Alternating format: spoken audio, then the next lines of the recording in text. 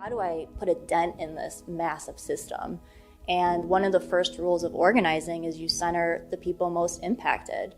And with that, we were, really great at doing voter registration on college campuses and in bars and all of that, but we had never done it inside Cook County Jail or any jail for that matter.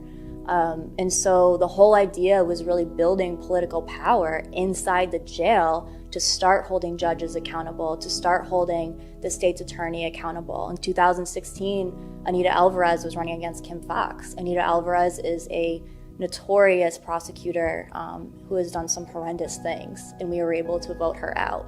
So we could show how much power there really is from organizing people who are truly impacted by our American legal system. Because the intention around this work was never on the onset to be a legislative fight. When I first joined Chicago Votes in June 2017, it was just me and 2 other people on staff. We were approached with an opportunity to register people to vote inside the Cook County Jail.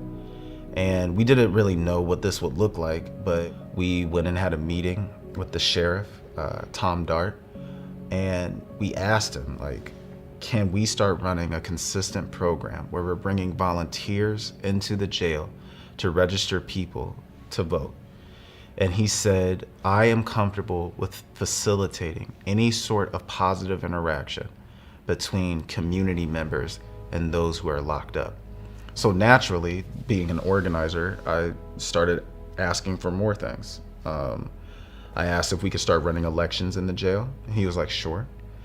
And I asked if we could start doing civic education in the jail. And he was like, sure. After that meeting, we were like, damn, this is about to be popping. So the next month, we took a small team into the jail and we did voter registration for the first time.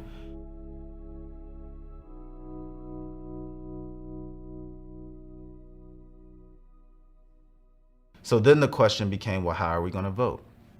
I was like, good question. We left the jail and me and Jen set up a meeting with Lance Goff, the executive director of the Chicago Board of Elections.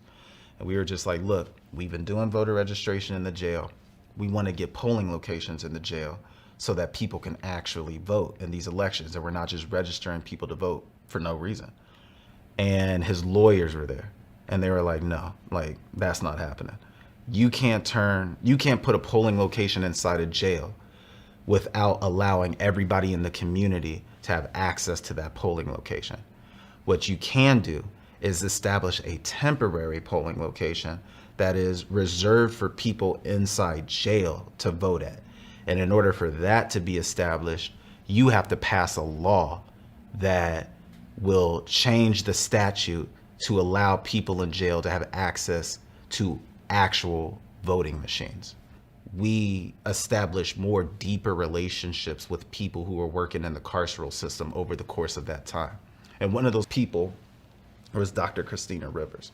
She was actually in the very first meeting that the ACLU ever hosted about putting together a piece of legislation. That's when I met her.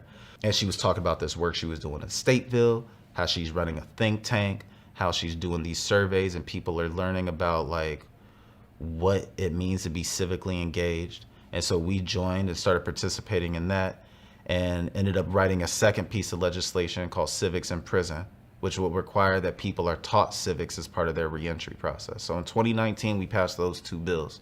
And that laid the framework for where we're at now, which is trying to ensure that people who are currently incarcerated in prisons with felony also have eligibility to vote.